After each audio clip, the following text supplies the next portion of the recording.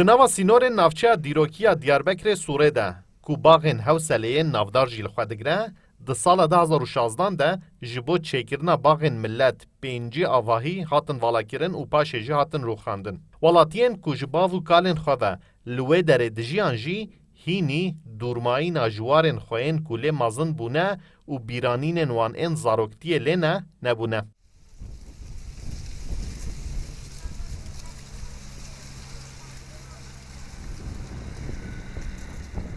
Gelek welatiyên ku li bin siya bircên Diyarbekirê mezin bûne, gelek caran berê xwe didin erdên ku hîn jî tapoya wan di destê wan de ye.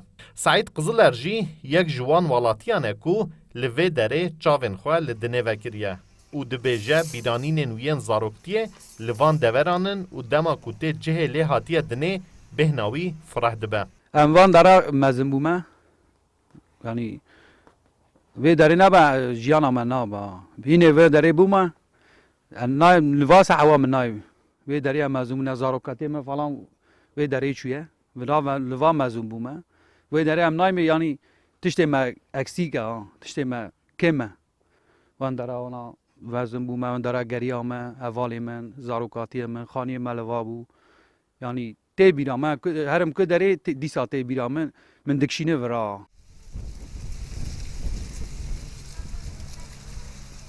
Welatiyên ku di sala 2016 de ji malên wan hatin derxistin, neçarman ku derbasî xaniyên kirê bibin û her çiqas bo demekê piştgiriya kirê bo wan hatibe dayîn jî, ev piştgirî hatiye qutkirin.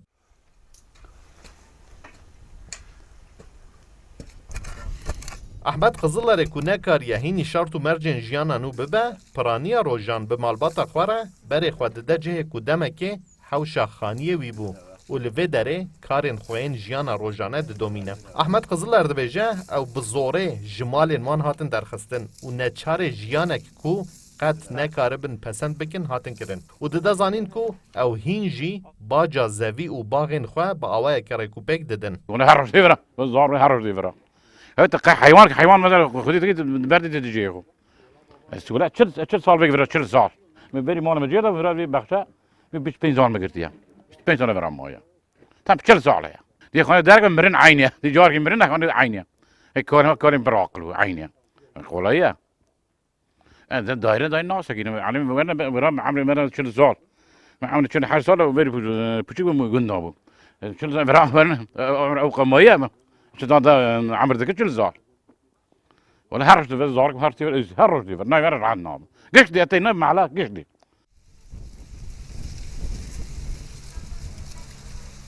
Welatiyên ku hem ji xaniyên xwe bûne û hem bûne kirêdar dibêjin piştî 5 salan dewletê xaniyên nû li welatiyên mexdûr belav kiriye, lê li aliyekê pêvajoya darazê didome û li aliyekê jî her çiqas xaniyên nû li wan hatibin belavkirin jî tapoyên wan xaniyan radestên welatiyên mexdûr nehatine kirin. Welatî li aliyekê çaverê ne ji dadgehê bo wan biryareke herênî derbikeve, li aliyekê jî duwarên xwe yên ku destên wan jê nabe, jiyana xwe ya rojane didomînin.